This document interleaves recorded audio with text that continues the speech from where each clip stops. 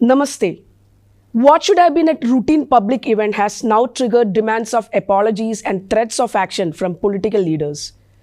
Three eminent academicians, Kerala University VC Mohan Kundumal, MG University VC D. Mavutha and Tunja Tezhuthachan Malayalam University VC C.R. Prasad, attended Centenary event addressed by RSS Sar Sanghachalak Mohan Bhagwat ji 2 days back.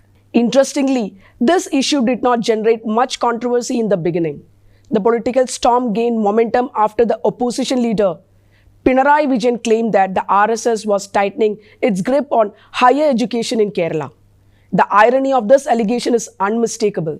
For decades, Kerala's universities have been shaped by appointments and influences closely linked to left and Congress ideologies, and that pattern continues even today. However, it was a response from Congress leader V.D. Satheesan that significantly escalated the controversy. In what appeared to be an attempt to outflank the left, Satheesan took an even more aggressive stand. He sharply criticized the Vice-Chancellors, describing their participation in the RSS program as a grave lapse and conduct unbecoming of their high academic officers. He further demanded that the Vice-Chancellors publicly apologize to the people of Kerala. Now the visuals on your screen are from the concluding ceremony of the Centenary program of Samastha Kerala Jam'iyatul Ulama held at Kunya in Kerala's Kasaragod district. Among those present were Kerala Chief Minister V.D. Satheesan, CPIM leader and opposition leader Pinarayi Vijayan, Congress leader and Karnataka Chief Minister D.K. Shivakumar, along with several leaders of the Muslim League. The event was primarily a religious program organized by Samastha, a prominent Muslim religious body. That means Kerala CM too is aligned with a particular religious organization. The RSS has concluded its centenary celebrations marking 100 years of service to the nation and pride in India's Hindu civilization. Many top dignitaries have attended the celebrations of RSS pan-India. Is it really a crime for university vice-chancellors to attend a higher education program organized by the RSS? Then we have to ask, who is running the government in Kerala? Congress or the Muslim League? Satheesan's stand on this issue reflects the political helplessness he finds himself in and his apparent eagerness to appease and satisfy his political masters in the Muslim League and the Panakkad family. The BJP has hit back sharply. We have political analyst T.G. Mohandas. Welcome, Mohandas ji. Three eminent academicians chose to attend a program on 100 years of Sangh journey. Why is the Chief Minister of Kerala treating this as a grave lapse?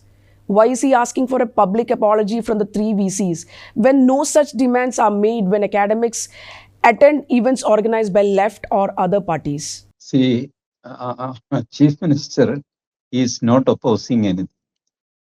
He is only playing to his people and the opposition party, that is CPM.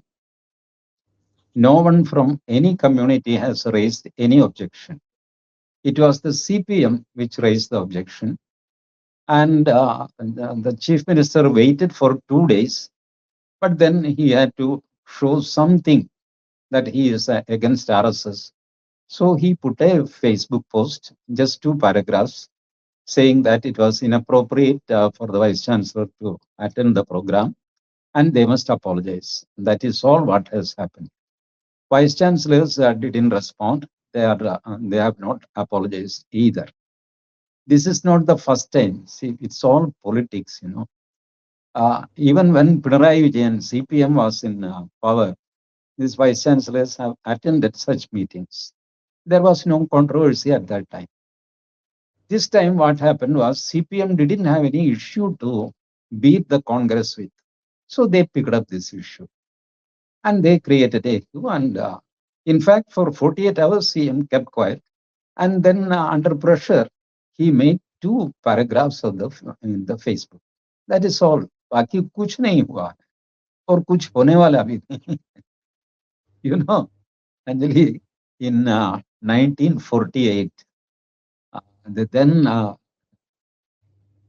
Sar Sanghachalak, Guruji Golwalkar, visited Trivandrum. It was an open ground meeting, not so big like yesterday's. It was a moderately organized meeting. And these communist people came and threw stones to Guruji, tried to. But then Police interfered and removed them. Later on, they became big literary figures. One was O.N.V. Kurup and other was Malayatri Ramakrishnan.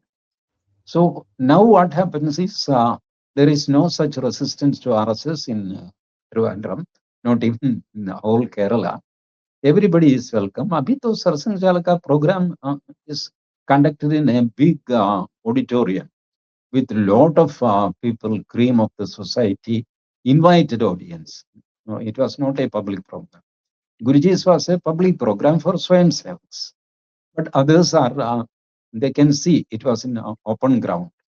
So from open ground, small programs, RSS has grew up to big programs wherein you have to hire big auditoriums. And the opposition to RSS has shifted from stone throwing to Facebook post. Is it not good for RSS? It's a good improvement as far as I am concerned. Now there is nobody throwing stones. Now Facebook post is see any Tom he can make a Facebook post. All sorts of posts are there. So it's all storm in a teacup, which will die in another day. That's all. So, Kerala CM Satheesan demands public apology from VCs for merely listening to RSS Sarsangachalak Mohan Bhagwat Ji's speech on nation building. Yet, its own UDF government is dependent on the Muslim League, an openly religion based party.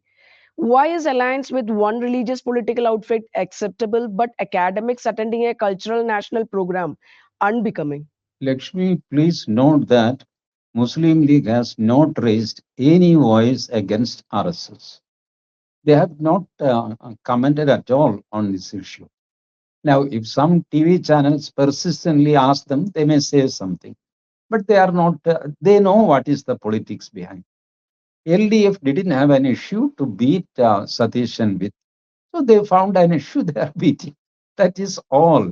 Nothing more than that. There is no religion, no culture, only politics involved.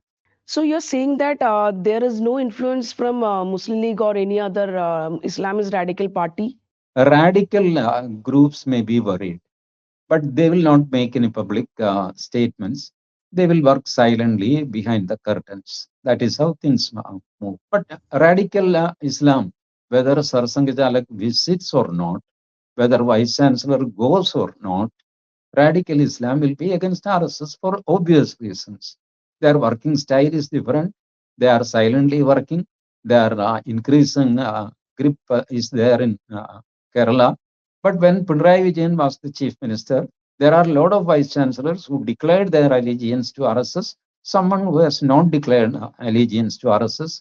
Some go for direct Sangha program. Some go for indirect programs. Everybody goes for Balagokulam. All these things are happening in Kerala.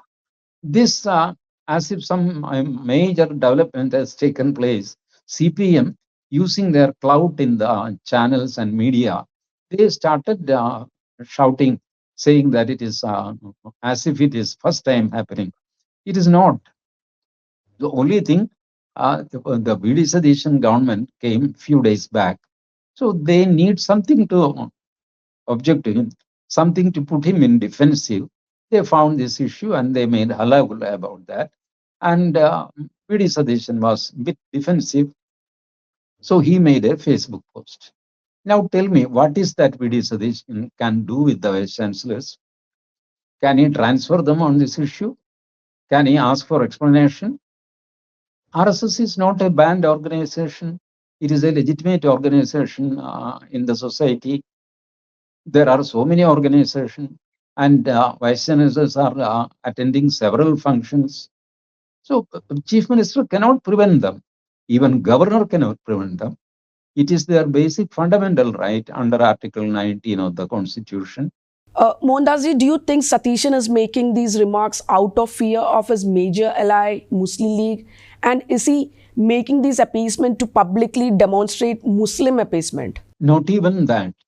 He is blocking the attack from Pinarayi Vijayan. V.D. Satheesan also has participated in a couple of RSS related events. Do you remember that?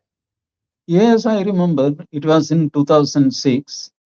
Guruji Janmashatabdi program was going on at in his constituency, this Paravur. Satheesan's constituency. There was a program, and he was one of the speakers in that program. See, Satheesan lit a lamp in front of Guruji's portrait. Now that photo came out during elections. ये सब देखो ये सब politics है. RSS को लेके दुनिया भर के politics चल रहा है. So somebody brought that picture out, and Satheesan was in defensive. Then he said, "What is wrong in going to that program? What is wrong in lighting a lamp, etc., etc." He had a very difficult time to get out of that controversy, and that controversy and the photograph is still haunting him. Now and then. Now another photograph came out wherein Satheesan was attending an RSS affiliate program that was Bharatiya Vichara Kendram. That program was organized by Vichara Kendram, and Satheesan participated. Now it is all normal things. People go and participate in all programs. At that Yeah. time, Satheesan was not a CM of any state. He was just a political figure. So when he is not a CM, he can do whatever he wants. And when after being a CM, criticizing the same kind of program where he had already attended before, don't you think that this is a kind of shifting stance? No, I don't think so. See, every politician will change his stand according to the political wind. And Satheesan is not an exception. And RSS goes on. We don't care for them. The organization grows and grows. In 1948, there were stone throwing incidents. And in 2026, now look, nobody will dare throw stones at. So who has won? RSS has won. So time goes, people realize that RSS kya hai, and they come with RSS. One day, Satheesan will also come to RSS. In fact, he came, but for political purpose, he dissociated. आज RSS के साथ होगा, कल मैं नहीं हूँ because I want to become chief minister or prime minister. They take convenient stands every now and then. So you see that all this activity that Kerala CM is doing a mere politics. Mere politics, nothing else. Even the opposition is doing mere politics. So, Mohandas ji, given the UDF dependence on the Muslim League and its engagement with influential minority organizations, is Satheesan's criticism of the Vice-Chancellors genuinely about principles, or is it primarily a political message intended for a core vote base? That is true. This is the real politics. See how the politics is working.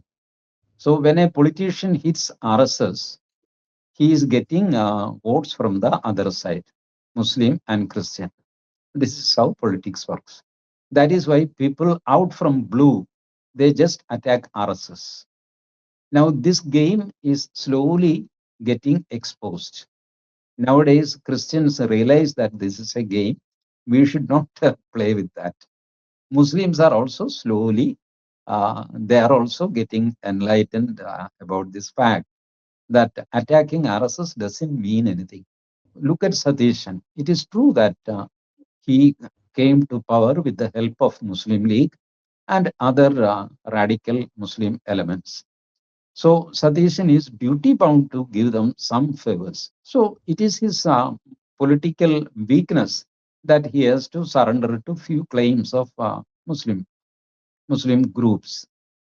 You see, there will be an upper hand of Islam throughout Satheesan's period. And to be frank, I don't think Satheesan is going to be the CM for 5 years. He will be replaced by somebody else because that is the dynamics of the Congress party. He has severely antagonized his colleagues, Ramesh Chennithala and K.C. Venugopal. He has severely antagonized Rahul Gandhi. He became chief minister because of Priyanka Gandhi, not because of Rahul. Let us look at the another aspect of the story. As Satheesan said, does the dignity of constitutional positions in Kerala now depend on staying away from organizations working for national integration and character building? Nothing. There is nothing like that. If someone boldly comes to the RSS meeting, there ends the matter. Let us go to the secular narrative that is happening in Kerala. There have also been instances where CPIM inclined vice chancellors attended programs with Bhagwat ji. A. Bijukumar, a former Kerala University VC, participated in an education conclave in 2025. Then CM Pinarayi Vijayan did not raise any objection. Now he is objecting the three VCs. Is this selective? Now, if someone from Congress raised an issue at that time, Pinarayi Vijayan would have been attacking that vice chancellor also. Nobody raised issue, so that went with the time. Now, Pinarayi Vijayan himself raised this issue. Therefore, Satheesan has to make a counter statement. Okay. Mohandas ji, today vice chancellors of universities, top scientists, senior IAS officers, famous businessmen, IT professionals, Supreme Court lawyers, economists, and even retired military officers.